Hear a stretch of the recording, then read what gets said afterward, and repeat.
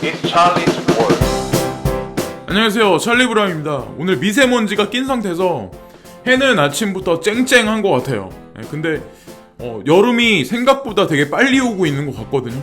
그래서 낮에는 반팔 입고 다니고 반바지 입고 다니고 그런 사람들도 있더라고요. 종종 저도 그래서 야 이제 반바지 반팔 입고 다녀야 되겠구나라는 생각을 이제 하고 있는데 일단 날씨는 그런 것 같고, 우리가 이제 중요하게 생각하는 거는 비트코인 시세, 그리고 내 알트코인은 언제 오를까 잖아요. 그래서 제가 이제 어저께 저녁서부터 오늘 아침에 시간이 나서 좀 일찍 일어나서 이제 이렇게 저렇게 지금까지 기사를 보고 살펴보고 했는데, 그래서 비트코인의 어떤 그 관점, 향후 어떻게 추세가 돌아가냐, 그리고 알트코인 중에 이제 눈에 띄는 게 베이직 어텐션 토큰부터 이제 제가 말씀을 드릴게요. 그래서 베이직 어텐션 토큰이 이제 단기간에 상당히 랠리를 많이 펼쳐서 조정이 들어와도 지금 깊이 들어오고 있는 상태인데, 이 차트를 그린 사람은 이제 무슨 얘기를 하냐면, 이 사람이 보는 관점에서는 0.34 그러니까 한국 돈으로 만약에 이걸 환산하면 380원 정도가 되거든요. 그래서 만약에 380원 정도나 390원, 그래서 더 많이 봤을 때 이제 400원 정도, 400원에서 380원 정도 구간에 내가 만약에 이걸 매수할 수 있다면, 분할로서 만약 대응했을 때 이 코인을 이제 스윙의 관점으로 보는 거예요. 이제 약간 그 장투용이라기보다. 그래서 5월 정도, 5월 한 중순 언저리까지는 그래도 680원대까지 올라가지 않을까라는 관점으로 누군가 접근을 하거든요. 그래서 모르겠어요. 이 말을 한 사람이 어느 정도 예측 능력이 있는지 모르겠지만, 저는 이 사람이 예측 능력이 되게 뛰어나다고 생각하는 사람 중에 한 명이거든요. 그래서 한번 생각들 한번 해보시는 것도 제가 봤을 때는 나쁘지 않다. 근데 단 중요한 건 뭐냐면, 분할로서 접근을 반드시 하셔야 되고, 그냥 덥석 시장가에 사버리지 마시고 떨어질 때까지 기다리시라는 거죠. 지금 베이직 어텐션 토큰이 460원인가 하거든요. 그러니까 제가 보니까, 그래서 뭐 375원에서 이제 400원, 390원 그 언저리까지 언제 정도까지 떨어질지 모르겠지만, 어쨌건 만약에 매수를 못 하시면 그냥 보내버리고 현금은 그냥 킵 하시는 게 낫죠. 그래서 너무 욕심을 부리지 마시는 한도 내에서 접근하시면 되고, 누가 이제 이런 얘기를 또 하거든요. 5,400달러에서 5,500달러는 되게 저항 구간이 되게 깊다. 아마 아실 거예요. 이게 심리적 저항 노선이 물린 사람도 이 구간에 되게 많고 되게 두텁기 때문에 이걸 돌파한다는 게 되게 많이 쉽지 않아요. 근데 만약에 5,400달러에서 5,500달러 구간을 만약에 쉽게 그러니까 이번에 좀 몇 번에 걸쳐서 이제 도전을 하겠지만, 이제 만약에 이거를 뚫으면 그 다음에 5,600불에서 5,850불 때는 완전 진짜 쉬운 구간이다. 젖은 휴지라는 표현을 하거든요.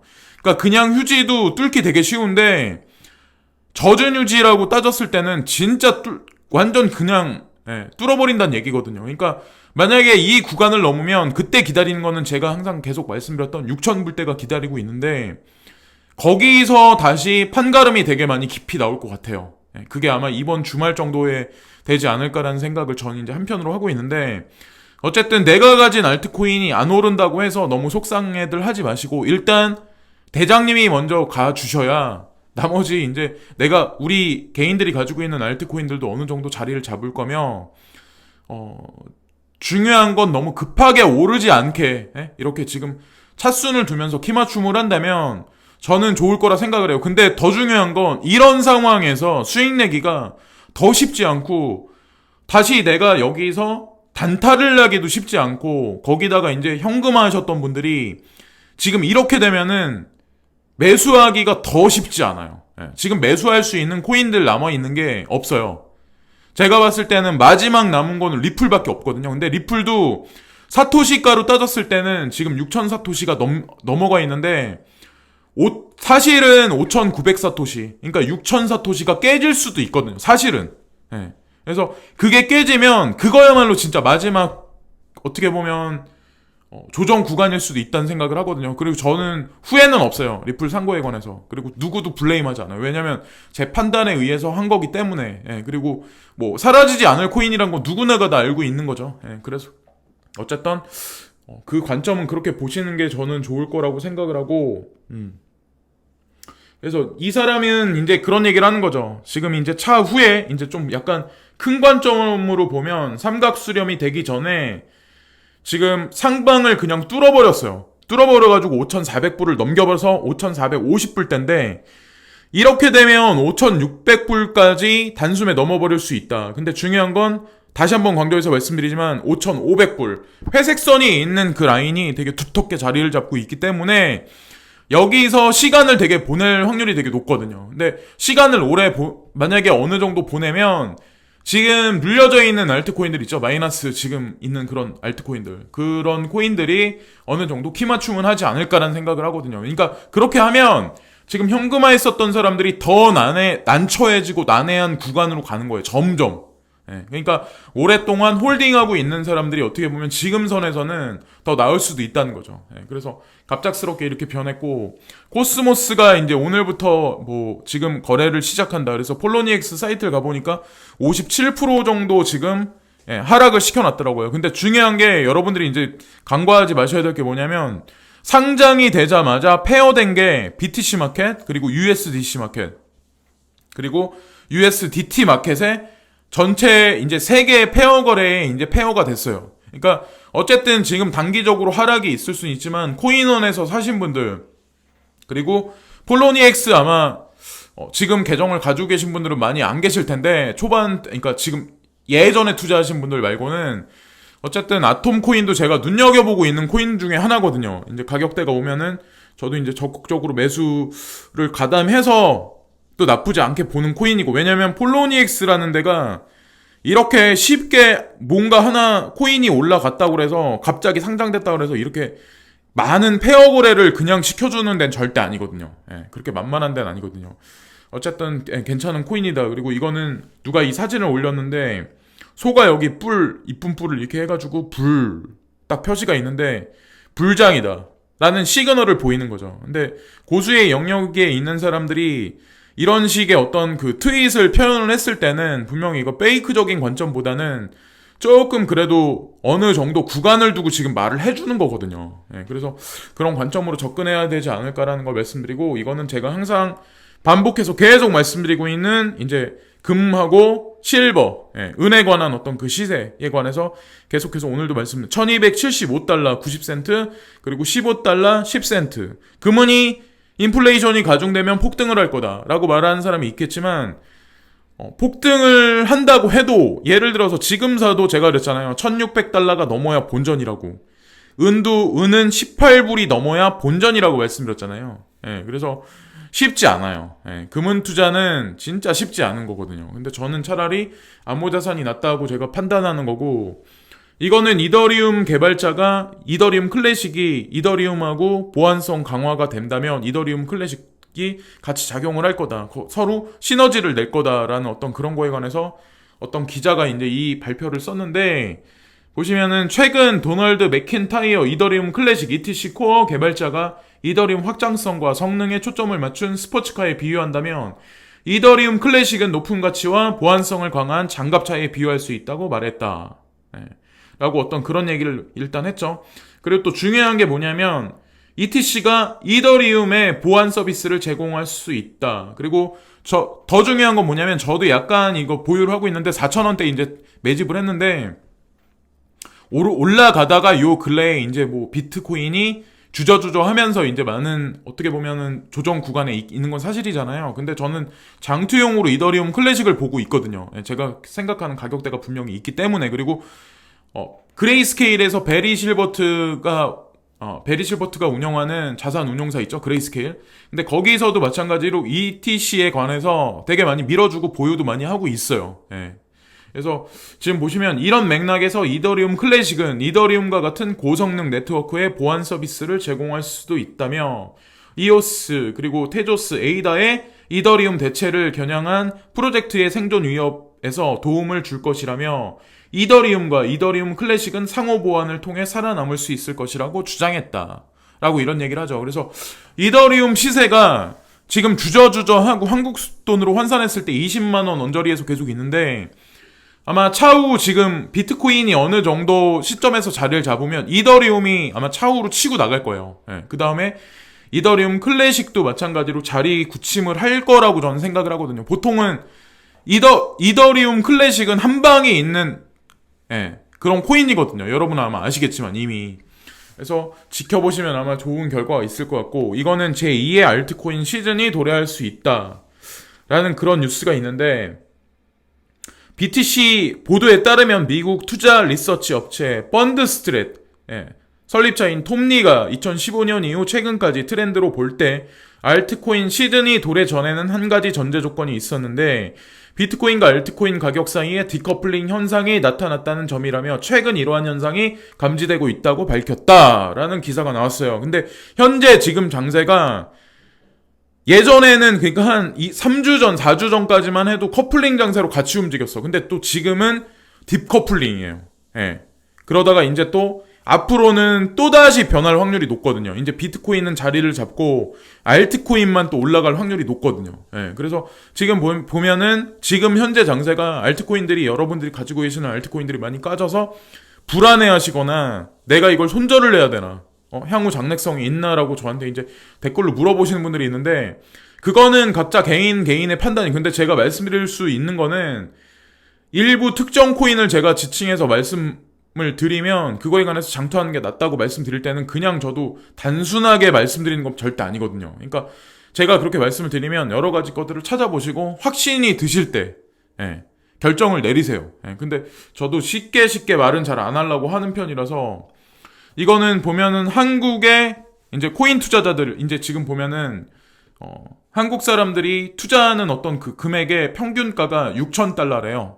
그래서 이게 645만 원 정도 아마 될 수 있을 텐데, 645만 원 정도를 이제 지금 계속해서 투자를 하고 있다. 이제 이게 평균이죠. 그러니까 1,000만 원 하는 사람도 있고, 뭐 몇십만 원 하는 사람도 있고 그러겠죠. 몇백 하는 사람도 있고. 근데 중요한 거는 코인텔레그래프에 지금 이런 게 나온다는 얘기는 한국에 계시는 여러분들이 투자를 되게 많이 하고 있다는 거죠. 다른 나라 사람들보다 오히려. 제가 봤을 때는 그렇게 보이거든요. 근데 앞으로도 마찬가지로 예전에 이제 프리미엄이 50% 막 40% 이렇게 꼈는데, 또다시 그런 일이 벌어질 확률이 높은 나라가 저는 한국이라고 봐요. 왜냐면 서구 자본이나 중거 자본, 중국계 자본이 중간 지점에서 모여서 많은 레버리지를 일으키는 데가 빗썸이라는 거래소를 통해서 레버리지를 앞으로도 그러니까 확장시킬 확률이 되게 높거든요. 왜냐면 창펑자오도 한국 시장에 들어올 수 있다는 얘기를 넌지시 던졌고 분명히 들어올 거라고 저는 생각을 해요. 올해 안에. 그리고 폴로니엑스도 만약에 움직인다면 한국의 대다수의 큰 대규모 거래소들은 다 들어와 있는 거거든요. 어떻게 보면. 지금 주도권을 잡고 있는. 그래서 그런 식으로 보면 어떨까라는 생각을 하고, 이거는 미국에서 이제 헬스케어, 그러니까 헬스에 관해서, 건강에 관해서 IT 제공자가 HMS 파트너하고 보시면은 솔브케어라는 어떤 그 코인사가 있는데 거기랑 파트너 관계를 맺었다라는 그런 얘기거든요. 그래서 보시면은 협력의 일환으로 HMS 정보 의료 비용을 줄이고 상호 운용성 및 접근성을 향상시키기 위해 솔브케어의 블록체인 플랫폼을 연방 보건 정보 기술 사업에 통합한다고 합니다. 그래서 솔브케어가 요 근래 무슨 뉴스 때문에 그런지 아니면 뭐 트윗에 뭐가 올라와서 그런지 되게 많이 상승을 했어요. 그래서 중장기적인 관점으로도 나쁘다고 전 판단 안 하거든요.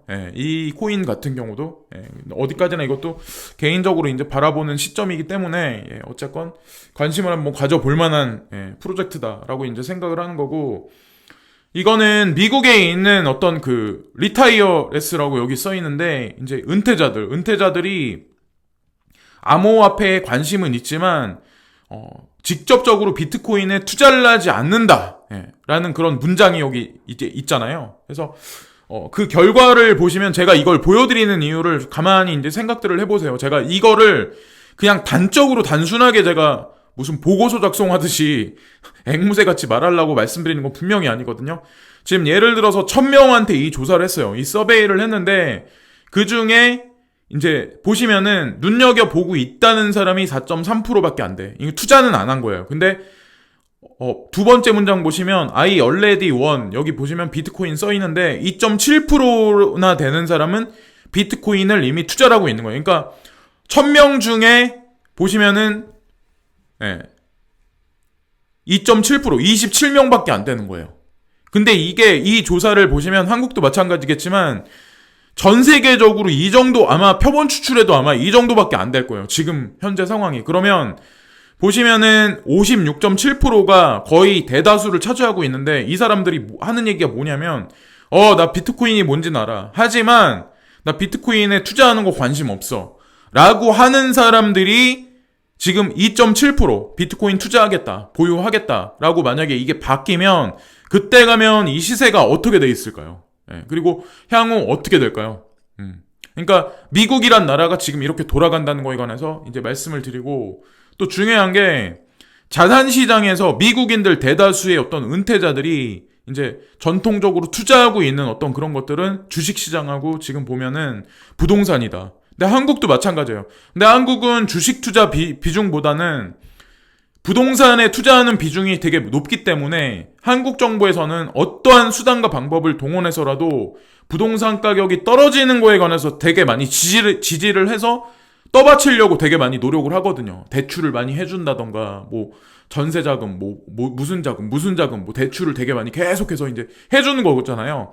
저도 어떻게 보면 그게 하나의 공식적인 양적 완화가 아니라 비공식적인 양적 완화라고 생각을 하거든요. 한편으로는. 근데 미국이 지금 보면은 우리나라도 부동산이 뒤뚱뒤뚱거리고 주식시장도 리치를 찍고 어느 방향으로 갈지 모르는 어떤 그런 상황에 있는데 우리나라만 그게 국한된 얘기가 아니라 미국이든 중국이든 저는 다 마찬가지라고 생각을 하거든요. 주택시장도 마찬가지로. 그러니까 중국이 폭락할 거다라고 말하는 사람들이 있어요. 오히려 부동산만. 근데 제가 바라보는 관점은 제가 항상 계속해서 강조해서 말씀드리지만 동일하게 거의 흘러갔거든요. 예전보다 더 많이. 지금 아마 알아보시면 아마 아실 거예요. 친인척이 만약에 어딘가에 계시면 저는 중국에도 2번 정도 들어가서 이제 장기간에 걸쳐서 상하이나 그러니까 그런데 베이징 이런데 그런 데서도 일을 되게 많이 했었어요. 거기 이제 상주하면서도. 그리고 제가 항상 말씀드리는 어떤 그런 나라들, 서구권에 있는 나라들, 영어권 나라에 있는 나라들에서도 몇 년에 걸쳐서, 그리고 하다못해 유럽권에 가서도 일을 했었기 때문에 제가 탁상 공론하는 사람은 분명히 아니거든요. 저는 제가 보고 느낀 거, 그리고 전 세계 어디 가나 지금은 거의 비등비등하다고 제가 느낀다고 제가 말씀드렸잖아요. 근데 한국이 생각보다 발전이 되게 빨리 간다고 제가 느끼는 게 저는 그런 걸 다 돌아봤기 때문에 한국에 와서 제가 지난 몇 년간 느낀 거를 제가 말씀드리는 거예요. 한국을 추종하자, 한국이 좋다 이런 걸 제가 말씀드리는 게 아니라. 그래서 보시면은 지금 주식시장도 그렇고 만약에 부동산 시장도 그렇고 만약 뒤틀뒤틀 거리면 거기에 몰려있던 은퇴자들 자금이 과연 어디로 갈까요? 그리고 어떻게 보면 암호자산이 ETF 아직 승인도 안 났고 벡트거래소 승인도 안 났기 때문에 기관 자금도 많이 안 움직여져서 마케팅도 대대적으로 많이 하진 않지만 결국엔 그게 전 세계적으로 동시다발적으로 이루어질 거라고 생각을 하거든요. 그러면 여기 있었던 자금들이 그쪽으로 몰려갈 확률이 되게 높다는 거죠. 그래서 그리고 또 암호화폐에 관해서 다이어그램으로 이렇게 나와 있는데 18살에서 34세 정도 되는 사람들, 그리고 또 하나의 그룹은 65세 이상 되는 그룹이 나와 있는데 크게 보시면 여기 녹색으로 돼 있는 데 있죠. 다이어그램이 녹색으로 돼 있는 구간이 이제 암호화폐에 관해서 이제 친숙하게 느낀다, 긍정적으로 느낀다는 거거든요. 근데 어린 사람일수록 18살에서 34세 되는 사람 정도가 될수록 점점 한 대다수가 긍정적으로 느껴. 근데 연세 드신 분들, 65세 이상 되시는 분들은 자기가 강하게 이거에 관해서 느낀다, 이거 투자로 괜찮다고 느끼는 사람이 전체 인구 중에 19%밖에 안 되는 거예요. 시간이 흘러도 예전보다. 그러니까 무슨 말씀 드린지 아마 아실 거예요. 그래서 어쨌든 현재 돌아가는 건 상태는 그런다는 걸 말씀드리는 거고, 이거는 여기저기 비명, 무서워 죽는 줄, 필리핀 지진에 한국 여행객이 깜짝 놀랐다, 이런 그런 내용인데, 여기 보시면은 여기 필리핀에 클락공항인가? 앙헬레스라는 그런 어떤 동네가 있거든요. 한국 사람 되게 많이 가는데. 근데 거기도 있고 하여튼 그런데 그 클락공항에도 이번에 폐쇄를 했다고 하더라고요. 보니까 TV에 뉴스까지 나왔어요.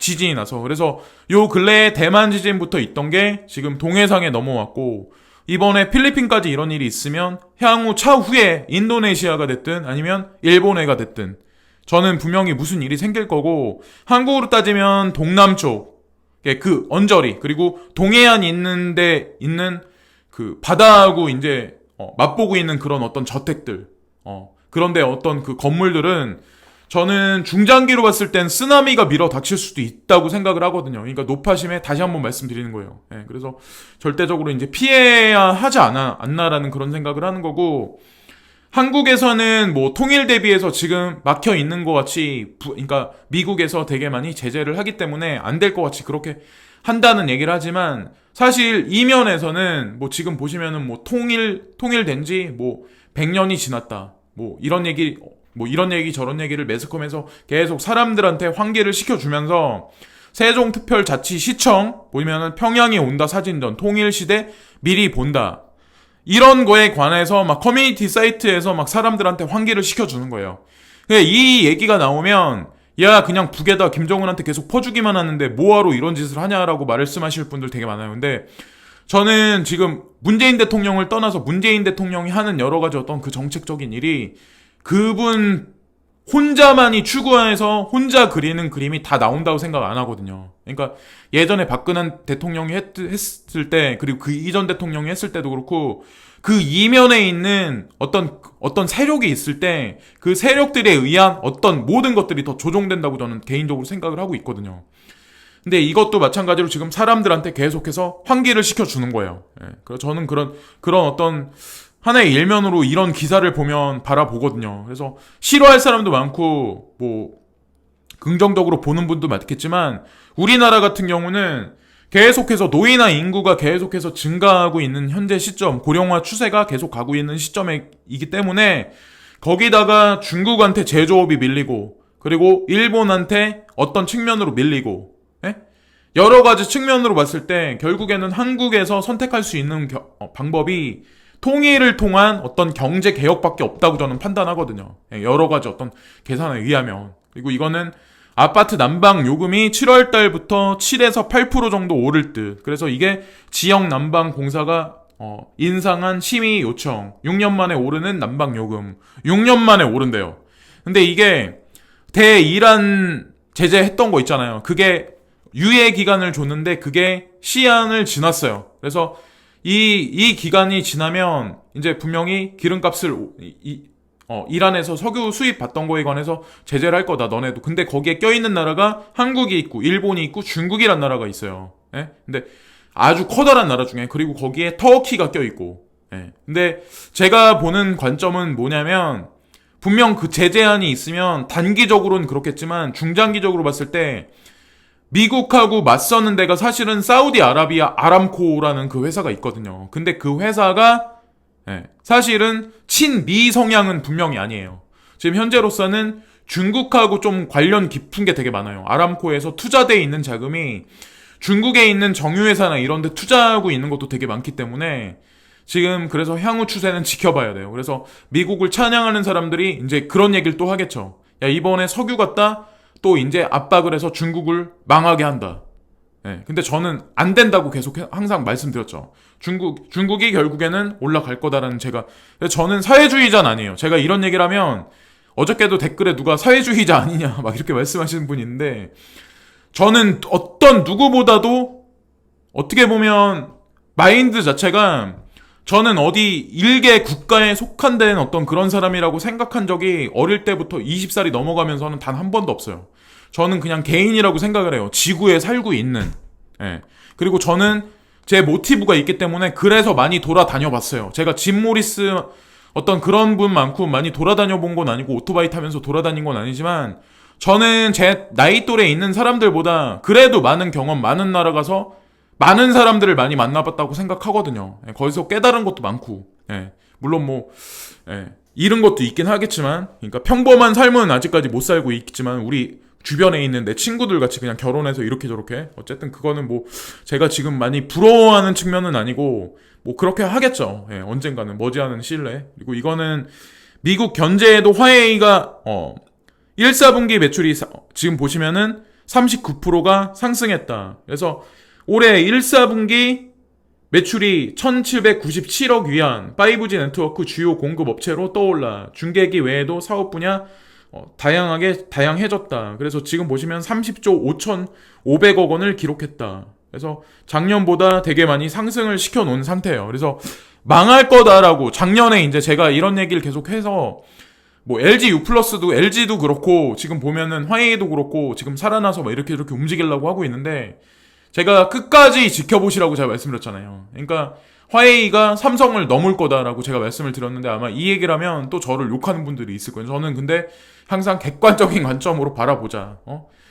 돈이 그림자 금융 세력의 돈이 어디서 어디로 밀어주냐, 라고 저는 그거에 관점을 되게 포커스를 많이 맞추거든요. 근데 지금 미국이란 나라는 아니라는 거죠. 예. 그래서 그거를 다시 한번 강조해서 말씀드리는 거고, 이거는 트럼프 무역전쟁 부메랑이 관세 후 미국 세탁기 값 10만원 올라, 시카고대 연준 연구 보고서. 그래서 이게 그냥 단적으로 예를 들어서 얘기를 하는 거예요. 왜 미국이란 나라가 관세 폭탄을 터뜨릴 것 같이 막 공포감을 조성하고 막 군함도 막 여기 이쪽 대서양이나 태평양에 보내가지고 막 이렇게 으름장을 먹고 막 그러다가 왜 지금 선에 와가지고 뒤로 빠졌냐? 왜 오히려 유럽이란 나라 아니면 다른 나라 일본이란 나라에 관세 폭탄을 매기냐에 관해서 생각을 해보자는 거죠. 유럽이란 나라 일본의 관세 폭탄 터뜨리는 거는 직접적으로 본인한테 되돌아오는 부메랑의 파급력이 적어. 근데 지금 미국이란 나라에서 트럼프 대통령을 이용해서 관세 폭탄을 만약에 진짜로 25%, 30%를 떨궜으면 그 부메랑의 파급력이 결국에는 미국이란 나라 머리를 친다는 거죠. 그 파급력이. 그걸 알기 때문에 이번에도 그런 여러 가지 결정을 한 거예요. 그걸 모르는 사람들은 작년에 뭐 이런저런 단적인 기사를 보고 엄청나게 많이 떠들었지. 근데 지금 와서는 본인 유튜브들에서 얘기를 안 해. 제가 가만히 보니까 이 지금 보면은 미중 무역 갈등에 관해서 얘기를 안 하더라고요. 이제 그래서 또 나와서 얘기를 할 수도 있어. 근데 제가 그랬잖아요. 지켜보시라고. 그런 분들 얼마나 많이 아는지. 근데 제가 아마 그런 분들보다는 아마 많이 알걸요. 국제 정세에 관해서는. 그리고 이거는 서류 준비도 척척. 신한은행 업무 보조 AI 로봇 첫 도입. 제가 이거를 말씀드리는 이유는 여러 가지 관점이 있어요. 신한은행이 하나 나왔어요. 그죠? 신한은행이 코인사하고 봤을 때 어떤 코인하고 밀접하게 또 관련이 있냐라는 거 하나 관점. 그리고 AI 로봇이 도입된다. 근데 그 AI 로봇이 도입되는 게 이르면 오늘 10월께 신한은행 창구에서 볼 수 있는 장면이다. 10월이라고 얘기하는 거 보니까 12월 정도 될 수도 있다고 생각을 하거든요. 근데 은행 직원이 대출 심사를 시작하는 순간 인공지능 기술을 기반으로 한 업무 보조 로봇 시스템이 작동한다. 이 로봇은 고객 종합 정보 조회, 여신 및 담보 현황표 등 관련 서류를 모아 시스템에 등록한다. 라고 나오죠. 이게 뭘 뜻할까요? 은행 창구 직원이 분명히 옆에 있긴 해. 근데 중장기로 봤을 때 이런 은행 창구 직원도 필요가 없어진다는 얘기죠. 그리고 계좌를 이번 연도 10월 달부터 여러 가지 계좌가 있으면 그거를 단일화 시켜버려서 그렇게 하겠다는 얘기가 있었잖아요. 그렇게 되면 정부에서는 개인의 어떤 그 계좌나 이런 거에 관해서 더 지금보다 투명하게 바라보면서 세금을 더 많이 매길 수 있어요. 더 빨리. 그렇지 않을까요?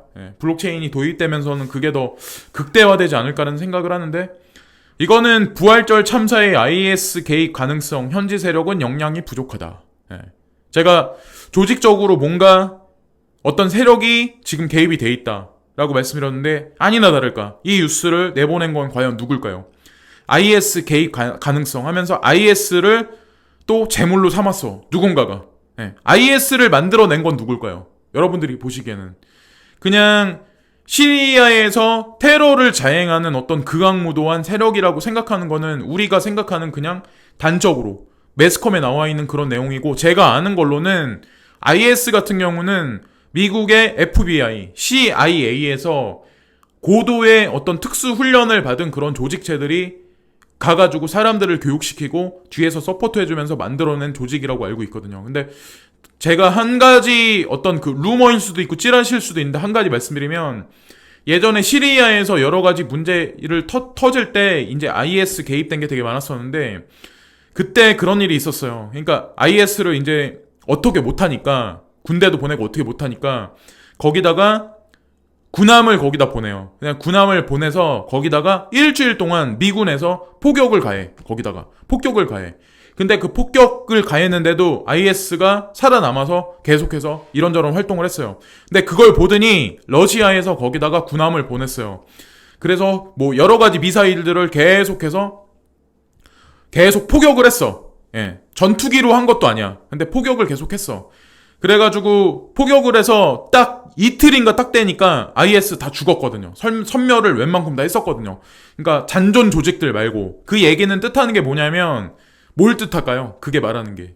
그러니까 우리가 보는 매스컴이 전부가 다 팩트적인 팩트는 아니라는 거죠. 예. 제가 보는 게 찌라시가 거짓일 수도 있어요. 근데 저는 그런 것까지 전체를 다 보거든요.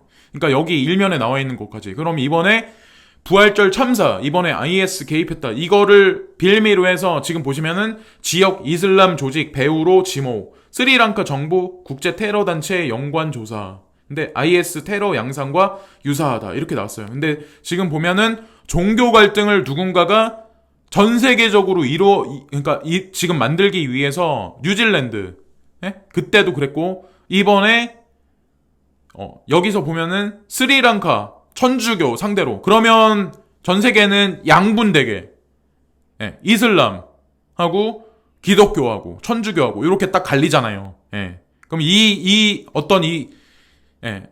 어떤 이런 거를 만들어내는 어떤 그런 거, 갈등을 만들어내는 그런 건 누굴까요? 그리고 그 갈등 안에서 이득을 추구하는 건 누구냐는 거죠. 제가 항상 강조해서 이제 말씀드리는 거.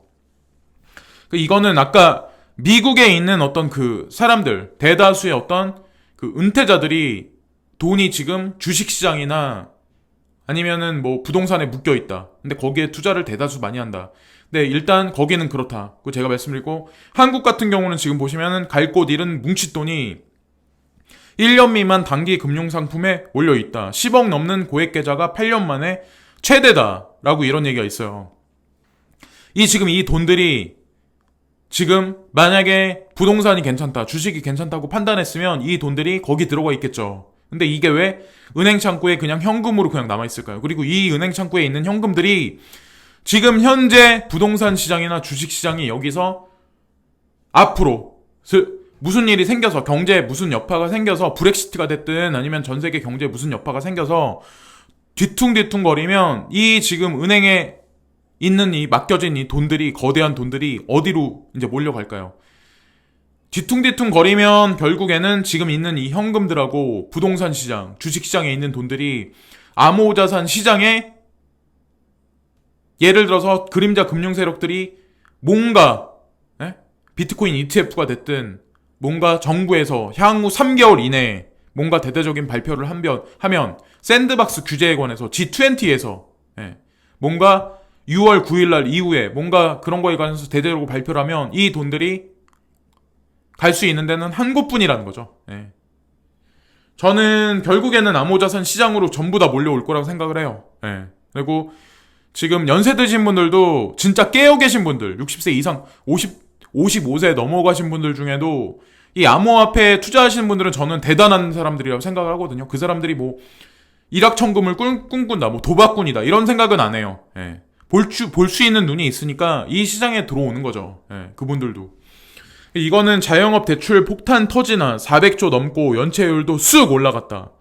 5대 은행 1분기 대출 집계가 보시면은 400조 원을 넘어선 가운데 연체율도 증가하는 것으로 나타났다. 국내 경기 둔화에 따라 자영업자들이 경영난을 겪으면서 대체 연체율이 높아졌다는 분석이다. 이런 상황이 도래를 하는데 내가 돈이 몇 푼 생겼다 그래서 상가 건물을 사는 게 나을까요? 아니면 그 안에 자영업을 시작을 하는 게 나을까요? 인테리어비를 주고 권리금을 주고. 권리금은 시간이 흐르면 흐를수록 어떻게 보면 점점 줄어들면서 사라질 수도 있거든요. 솔직히 툭 까놓고 얘기하면. 자영업 시장에서도 살아남기가 제가 봤을 땐 되게 많이 쉽지 않아요.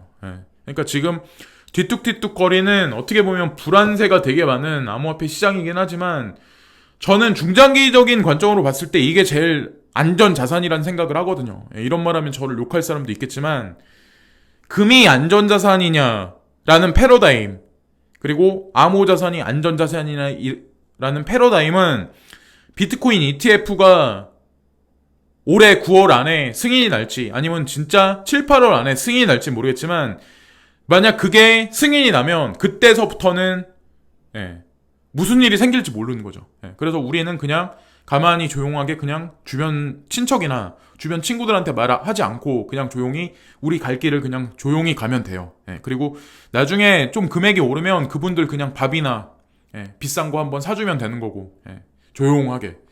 이거는 투자의 귀재 짐 로저스가 한반도 향후 20년 세계에서 가장 기대. 그러니까 제가 보는 관점하고 똑같은 게 저는 이 짐 로저스라는 이 분을 안 좋게 보는 사람도 되게 많아요. 근데 저는 이 사람이 되게 해안이 되게 뛰어나다고 생각을 하거든요. 근데 그게 책을 많이 봐서 그런 게 아니라 이 사람도 전 세계를 되게 많이 돌아다니는 사람이에요. 근데 그렇게 해서 많은 경험을 보고 많은 거를 몸으로 체득을 하잖아요. 그럼 사람 생각이 좀 약간 세상을 바라보는 어떤 그 시각이나 그런 게 조금 많이 바뀌어요.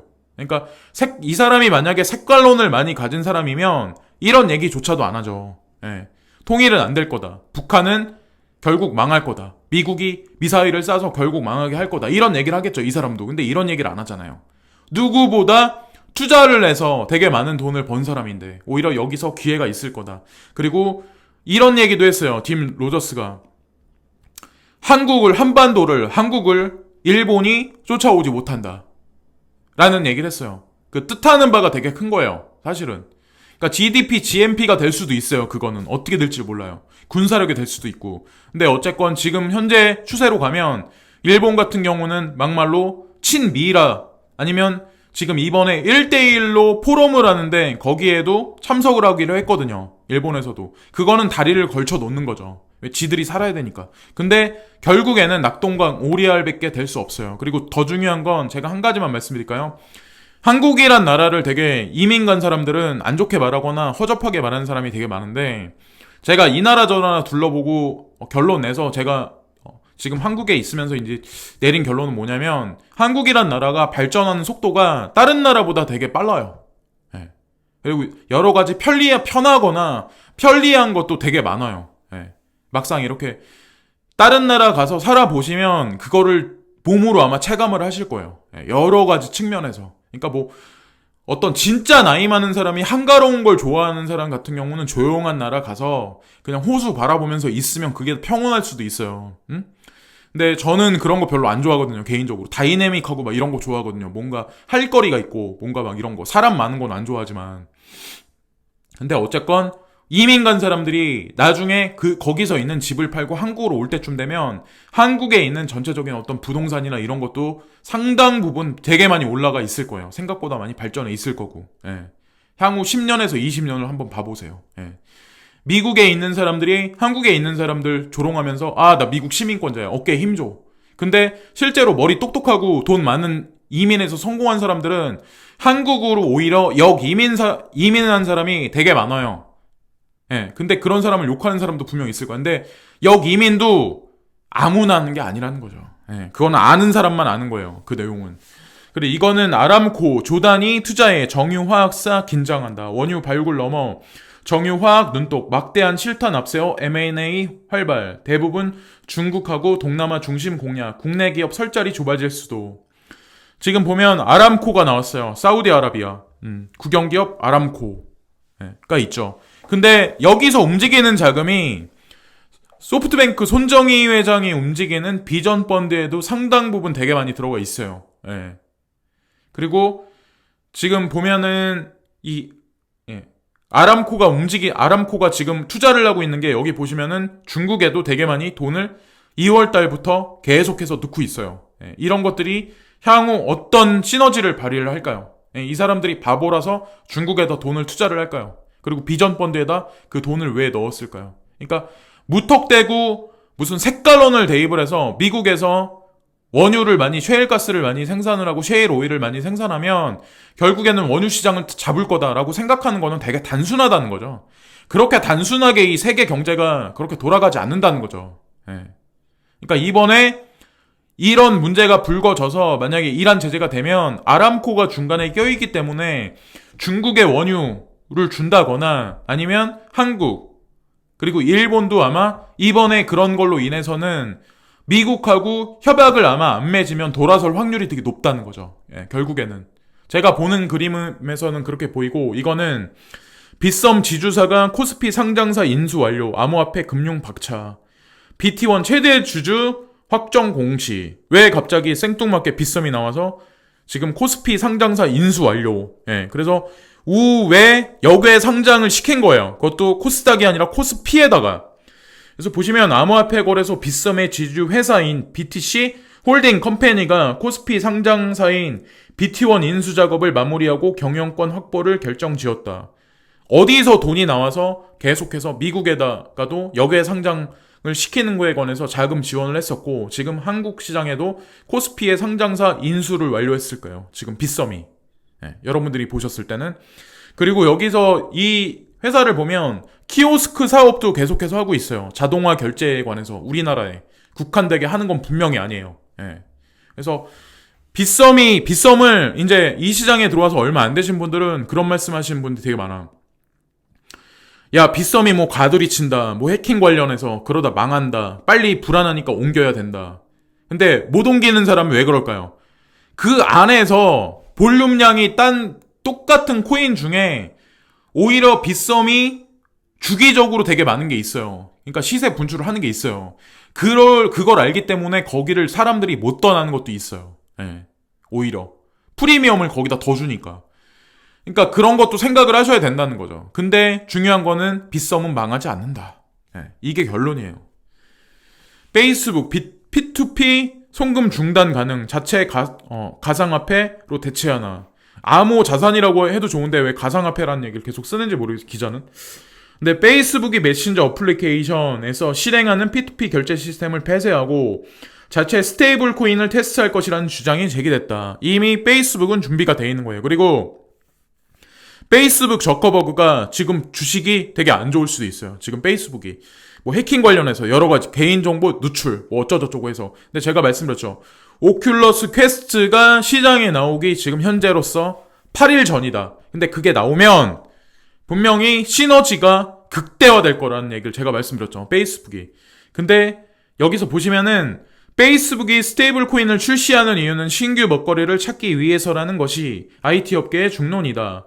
현재 페이스북은 개인정보 유출 등 심각한 보안사고로 인해 기업 이미지 및 주가 하락을 면치 못하고 있다. 근데 오큘러스 퀘스트는 출시된다는 거에 관해서 마케팅은 잘 안 해.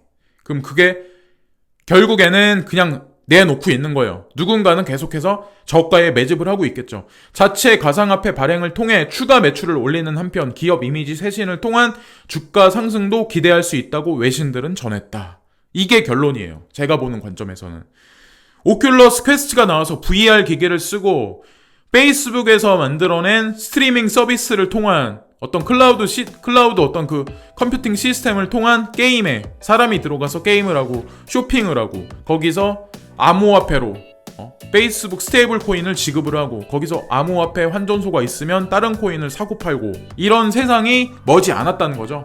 그래서 지금까지 뭐 이런저런 엄청나게 긴 뉴스를 말씀드려서 지루하실 분들도 분명히 계시겠지만, 그리고 제 개인적인 내피셜이 되게 많이 묻어있어서 저를 싫어하실 분들도 분명히 계실 거예요. 근데 모르겠어요. 저는 지금 현재 상황이 아까도 이제 나오긴 했지만 다른 뭐 부동산이라든가 아니면 주식시장보다는 조금 더 많이 장기적인 관점에서 재산으로서 개인이 재산 축적을 할 수 있는 마지막 어떻게 보면 출구가 마지막 어떻게 보면 마지막 선택에 지금 그런 게 보물상자가 암호화폐 투자가 아닐까라는 생각을 되게 많이 하거든요.